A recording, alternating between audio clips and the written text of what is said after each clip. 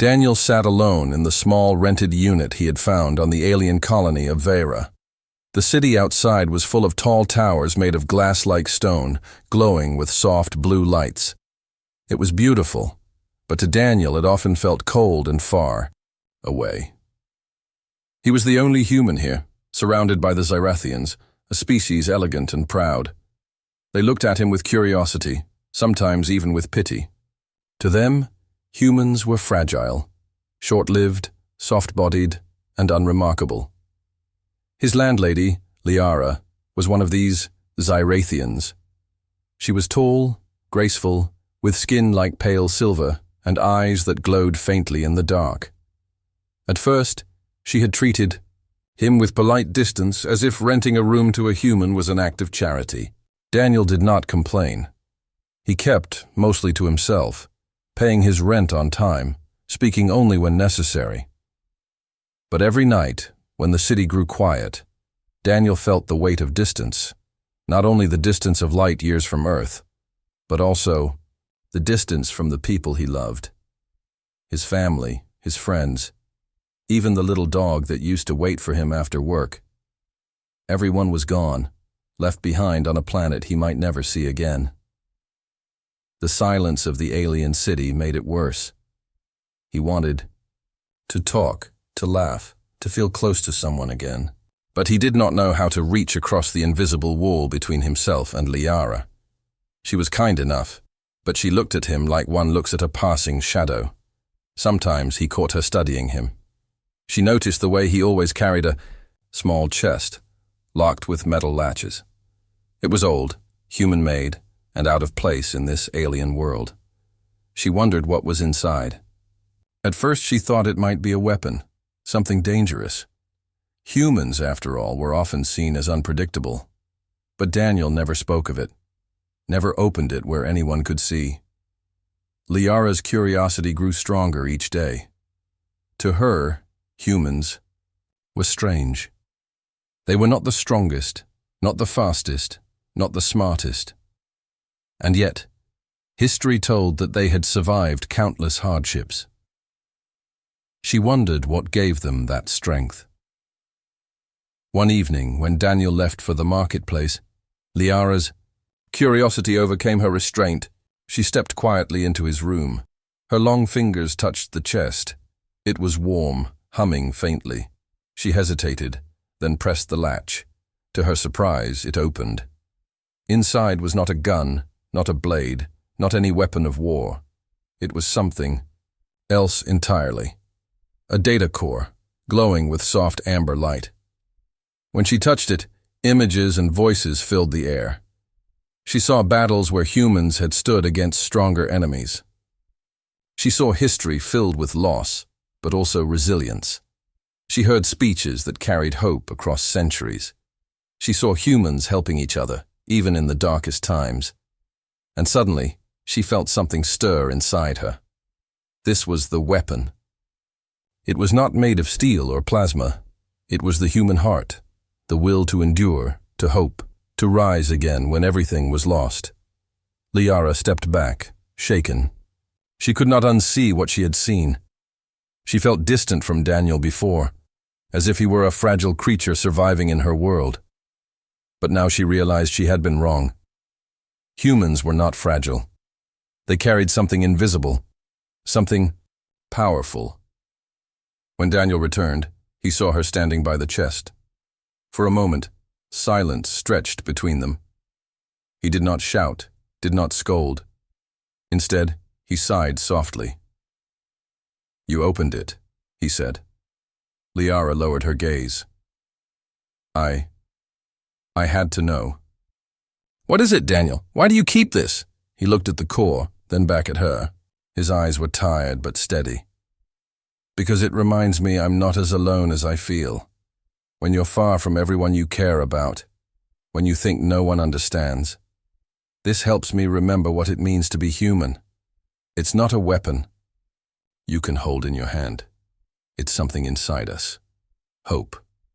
That's what kept us alive, and that's what I carry." Liara's chest tightened.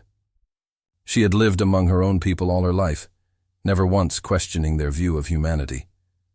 But now, seeing Daniel standing there, lonely, yes, but unbroken, she felt the distance between them start to fade. For the first time, she wanted to bridge it. "I thought you were fragile," she admitted quietly. "But I was wrong. What I saw, it was stronger than any weapon." Daniel gave a small, sad smile. "It doesn't always feel that way. Some days I just feel distant, like I'll never belong again. But if someone sees it, if someone understands, even a little, that makes it easier." The alien landlady stood there, unsure of how to respond. But she knew one thing: she could never look at him the same way again. Daniel sat by the window of his small rented room, staring out at the glowing towers of the alien city. The light shimmered across the skyline, but to him, it felt empty. The words he had spoken to Liara the night before still echoed in his mind. "When you're far from everyone you care about, this helps me remember what it means to be human." He had said them honestly, but the truth was heavier than he let on. Every day, he felt the distance from his old life on Earth. His friends, his family, even the old streets he used to walk. All of it felt like a dream fading away. Liara, his landlady, had changed since she opened the chest. She no longer looked at him with quiet pity. Now, when she passed by, she slowed, as if she wanted to say something. Sometimes, her eyes lingered on him, not with judgment, but with curiosity and something softer. Still, Daniel felt the distance between them. He cared about her presence, more than he wanted to admit, but he did not know how to reach across the silence. What words could bridge the space between an alien who had everything familiar and a human who had lost his entire world? That evening, Liara approached him. "You spoke of distance," she said carefully, her voice smooth and low. "Of being far from those you care about. I know a little of that feeling." Daniel turned to her, surprised. "You do?" She nodded. "My sister lives on another world. We used to speak often, but time, work, pride, they built walls. Now, I barely know her voice." She paused, eyes glowing faintly. "So yes, I understand the ache." Daniel looked at her quietly. For the first time, he saw not just an alien landlord, but a person, someone who also carried absence inside her. "I miss them," he whispered. "Back home I thought distance was just miles. But out here it's years. It's light years. I don't know how to reach across it." Liara tilted her head. "And yet, you hold hope in that chest of yours." Daniel gave a soft laugh. "Hope is the only thing we can carry when everything else is gone." The next day, Liara offered something unexpected. "Come with me," she said. She led him to the council hall, where alien officers trained in war simulations. The hall was vast, filled with glowing walls that shifted into battlefields at command. Xyrathians stood tall, armored, and confident. Daniel felt small among them, like a child among giants. "What are we doing here?" he asked nervously.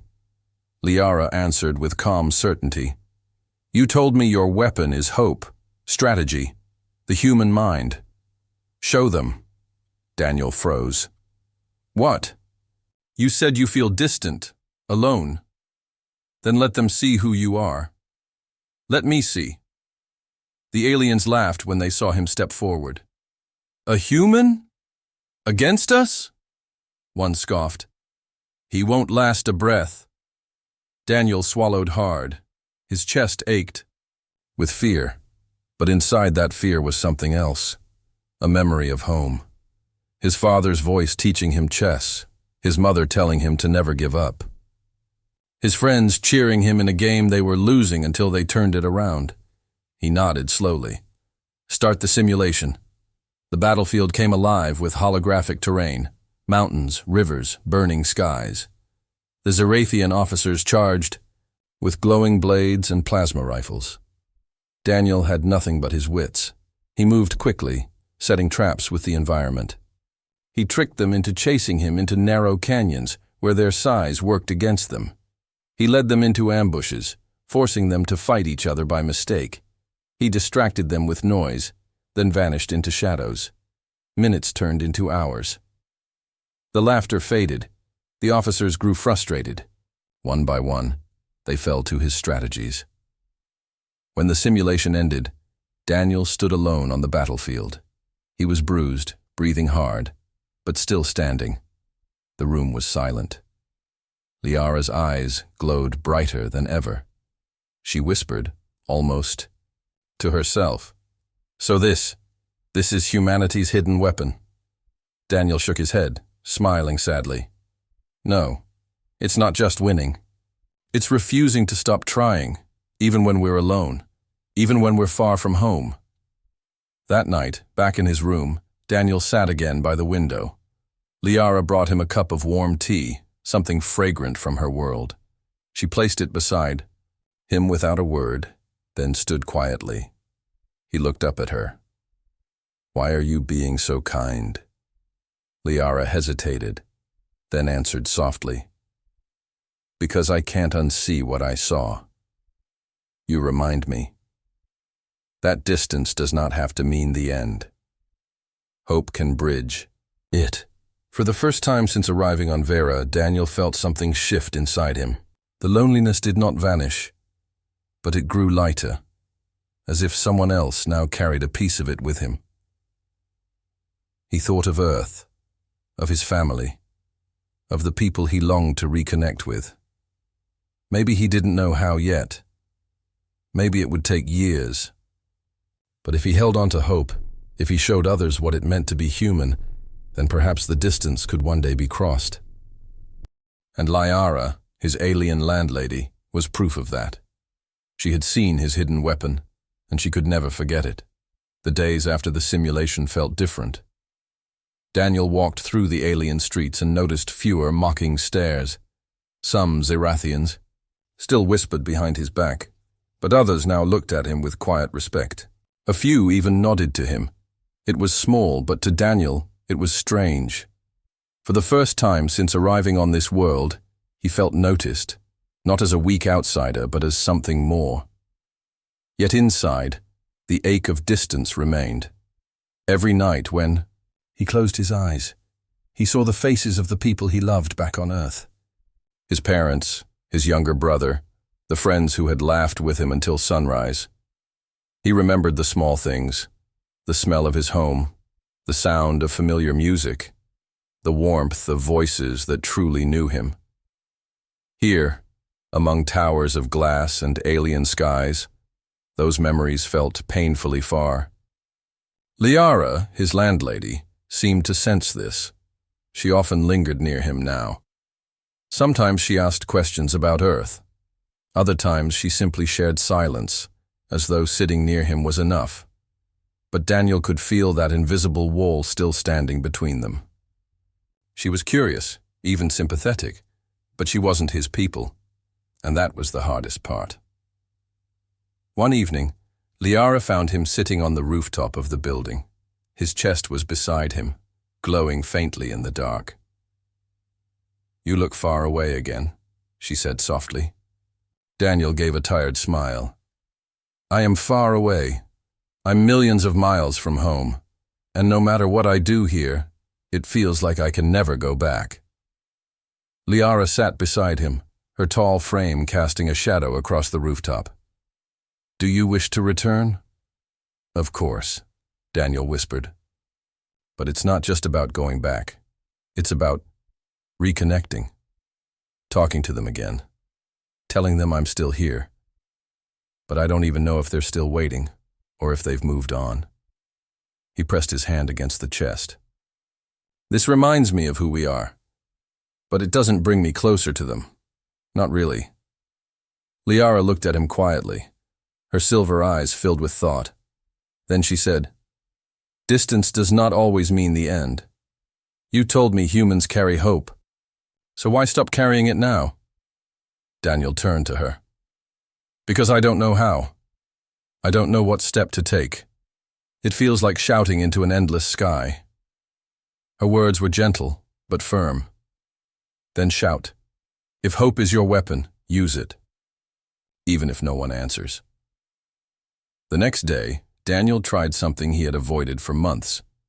He went to the Alien Communications Center. The halls were filled with glowing consoles, their screens alive with streams of light. The clerks eyed him curiously as he stepped inside. I want to send a message, he said. His voice shook a little. To where? One asked. Daniel hesitated. To Earth. To anyone who will hear me. They frowned. The distance was too far, the cost too high, and the chances of a reply almost zero. But Liara, who had come with him, stepped forward. He will pay. And even if no reply comes, his words must be sent. Do not deny him. Reluctantly, they allowed it. Daniel sat before the console, staring at the blinking cursor. His hands trembled. For a long time, he couldn't type a single word. What could he say? How could he sum up the weight of everything he felt? Finally, he whispered aloud as his fingers began to move. Hello. This is Daniel. I don't know if this will reach anyone, but if it does, I'm still here. I'm far away, but I haven't forgotten. I miss you. Every day I miss you. And even if I never see you again, I want you to know. I'm still fighting. I'm still human. And I'll carry hope. Because that's what you taught me.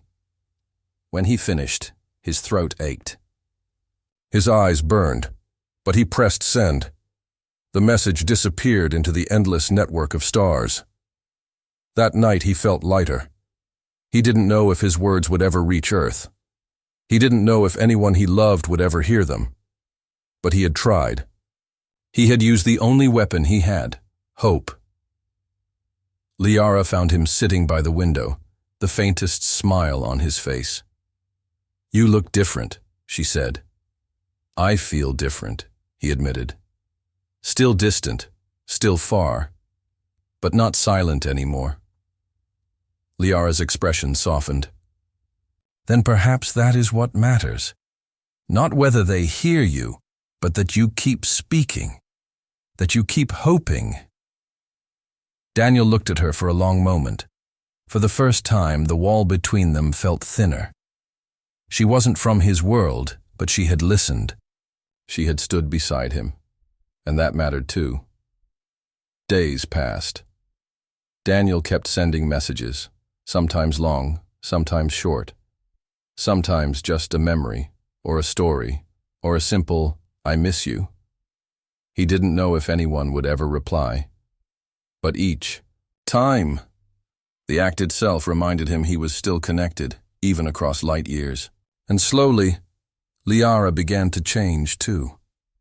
She asked more about Earth, not out of curiosity alone, but out of a desire to understand him.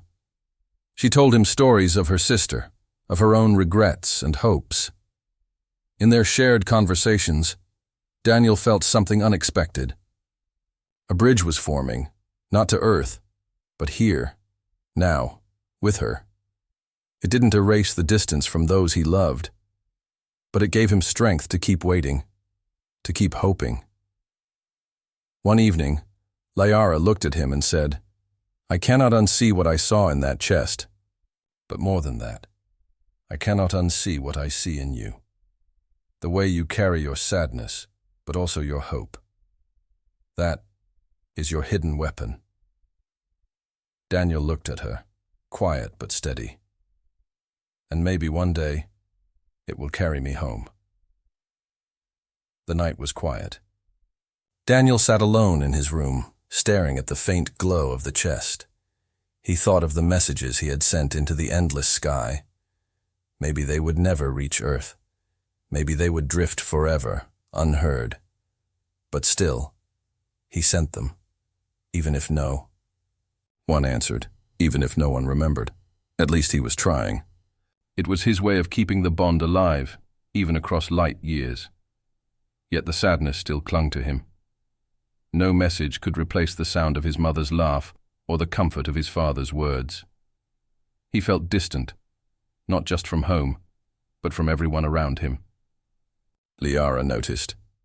She always noticed. She had grown used to his quiet habits, his careful routines. But now she saw the weight on his shoulders more clearly. "You carry silence with you," she told him one morning as they shared a simple meal. Daniel gave a weak smile. "I guess silence is easier than saying what I can't fix." "What is it you cannot fix?" she asked gently. He hesitated. "The distance, the emptiness. I send words into the stars, but I don't know if they'll ever come back. I miss them so much it hurts, and the hardest part is not knowing how to reach them." Liara studied him quietly. Then she said, "Perhaps it is not only distance you must fight. Perhaps it is the belief that distance is stronger than you." Daniel blinked. Her words stayed with him long after the meal ended. That afternoon, Liara surprised him. She brought him to the simulation hall again. But this time, it was not a battle simulation. "I requested something different," she explained. The chamber came alive, not with war, but with images of Earth. The green of forests, the blue of oceans, the busy hum of human cities. Daniel gasped, his heart leaping at the sight. It was not real, but it was close enough to make his chest ache. "I thought," Liara said softly, "that if distance cannot be crossed with your body, perhaps your spirit can practice crossing it here." Daniel walked slowly through the simulated streets. He reached out to touch a tree, his fingers passing through light, but his eyes filled with tears. He saw a familiar skyline, heard faint echoes of human voices. For a moment it was like being home. He turned to Liara, his voice trembling. Why did you do this?" "Because," she said, "I see how you fight. I see how you hold hope even when it hurts. That is your strength. But even the strongest need reminders. If you cannot reach them yet, then hold on to the memory of what you love. Let it guide you." Daniel swallowed hard. He wanted to thank her, but the words caught in his throat. Instead, he simply nodded, holding the image of Earth close inside him. That night, Daniel dreamed. In his dream, he was back on Earth, walking down the old street to his family's house. He could smell the grass after rain. He could hear laughter from inside. He reached for the door, then woke up, breathless, tears in his eyes. Liara was standing by the doorway. "Another dream?" she asked softly. Daniel wiped his face. "Yeah. Too real. Too far." She stepped closer. "Distance is hard, but every step you take, every message, every memory, you are already reaching for them. You do not see it yet, but hope is building a bridge." Daniel looked at her, truly looked at her. She was not his family. She was not from Earth. And yet, she understood. She stayed when he broke. She reminded him of who he was. Maybe, he thought, reconnecting was not only about the past. Maybe it was also about building something in the present. The next day, Daniel sent another message, but this one was different. "Hello. This is Daniel again. If you can't hear me, that's okay. I'll keep speaking anyway. Because even if the stars are wide, I won't stop trying. I hope one day we meet again. Until then, I'll carry you with me." He paused, then added something new. "And I'm not alone here anymore. Someone sees me. Someone understands. And because of that, I can keep going." He pressed send. Liara heard him later when he told her what he wrote. She didn't say anything, but a faint warmth filled her silver eyes. For the first time, Daniel felt the distance grow just a little smaller, not to Earth, but here, between him and her, to sunset. They stood together on the rooftop. The city lights glowed beneath them. Daniel held the chest in his hands, its faint hum steady like a heartbeat. "Do you regret opening it?" Daniel asked suddenly. Liara shook her head. "No. Because I learned the truth. Your weapon is not destruction. It is hope. And once I saw it, I could never unsee." Daniel smiled faintly, the sadness still in him, but now mixed with something brighter.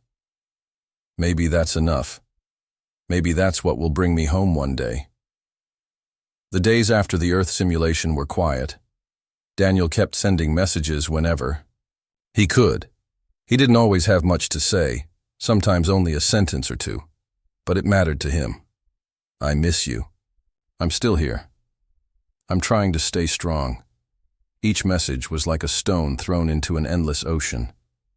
He didn't know if the ripples would ever touch another shore, but the act of sending them made the distance feel a little smaller. Still, there were nights when the silence weighed heavy.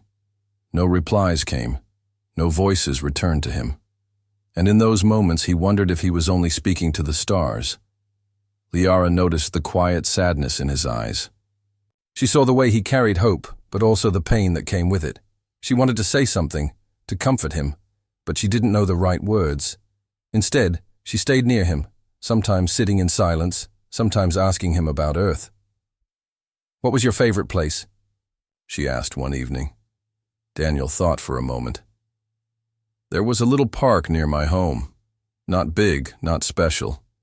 Just a small patch of grass, some trees, and a bench. I used to sit there with my brother after school. We would talk about nothing, and it felt like everything. I'd give anything to sit there again." Liara listened carefully. She didn't fully understand the weight of such a small place, but she understood the feeling behind it. The ache for something ordinary, something lost. Meanwhile, whispers about Daniel had begun to spread in the colony. News of the simulation had reached the ears of soldiers, merchants, and even the council. Some said the human was dangerous, that his hidden weapon was too unpredictable. Others said he was simply clever, nothing more. But the whispers grew, and with them, suspicion. Daniel noticed the stares when he walked through the markets. Some were curious, others cautious. He was no longer invisible, but visibility came with its own burden. One merchant muttered as he passed, "That's the human with the strange power. Best keep away." Daniel lowered his head, feeling the sting. He had wanted to be seen, but not like this. He didn't want fear. He only wanted connection. That night he confessed his worry to Liara. "They think I'm dangerous," he said. "But all I have is hope. Why is that something to fear?" Liara's gaze was steady. "Because hope is stronger than they understand. Weapons break bones. Hope changes hearts. And to those in power, that can be the greatest threat."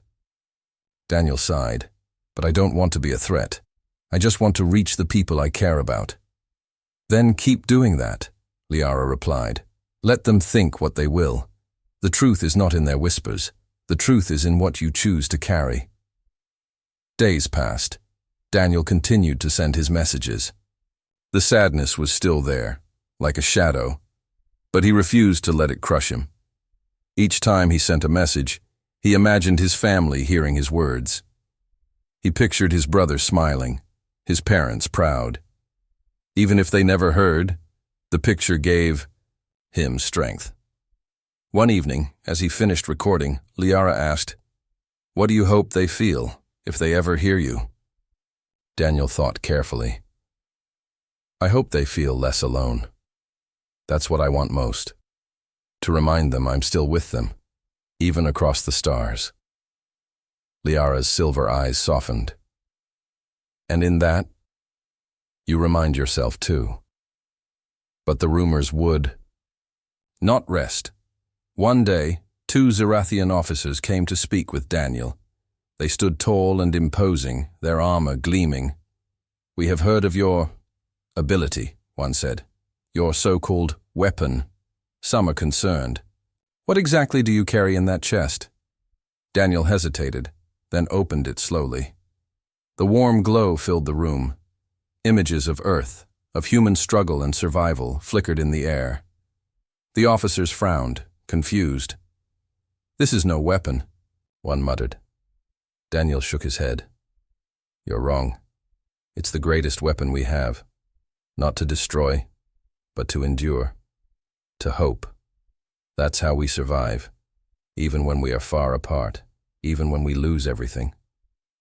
The officers exchanged uneasy looks, then left without another word. Liara stepped forward. "You see? Even they cannot unsee it now." Daniel exhaled slowly. He was tired, but inside, a small fire still burned. Later that night, Daniel sat by the window, watching the alien stars. He whispered into the silence, "I don't know if you hear me. I don't know if I'll ever hear you again. But I'll keep trying. Because if I stop, then the distance wins. And I can't let that happen." Liara stood behind him, listening quietly. She didn't interrupt. She didn't need to. She knew what he carried, and she knew he would never let it go. Daniel felt sad, distant, and unsure of the future, but he also felt something else, something stronger. Hope. Daniel sat on the edge of his bed, staring at the faintly glowing chest. The hum of the device was comforting, almost like a heartbeat in the quiet room. He thought of the countless messages he had sent toward Earth. Some were short, some were long, some were simply, "I miss you." None had come back. None had returned with words from his family or friends. The silence pressed against him, heavier each day. He felt more distant than ever, even though he tried to carry hope like a shield. Liara, his alien landlady, noticed the change immediately. She had become more than a landlord over time. She had become a silent companion. She did not know the full weight of Daniel's feelings for those far away, but she could see the distance in his eyes. She could feel the ache he carried. "You're quiet tonight," she said, stepping lightly into the room. Daniel shook his head. "I just feel far away from everyone I care about. Sending messages doesn't make it easier. I feel like I'm shouting into an empty sky." Liara moved closer. Her presence was steady and calm, and Daniel found himself drawing a small comfort from it. "Distance does not mean defeat," she said. "You have hope. That is stronger than anything in this world." Daniel looked at her. "But hope doesn't bring them back. Hope doesn't let me hear their voices. And some nights, it doesn't even keep me from feeling lonely." She nodded. "Then do not fight it alone. Even the strongest need support." The next morning, Daniel returned to the alien marketplace. The whispers of the colony were louder, now. Some Zyrathians stared. Some whispered among themselves. Daniel felt their judgment in every gaze. "Watch him," a merchant muttered. "He carries something unusual."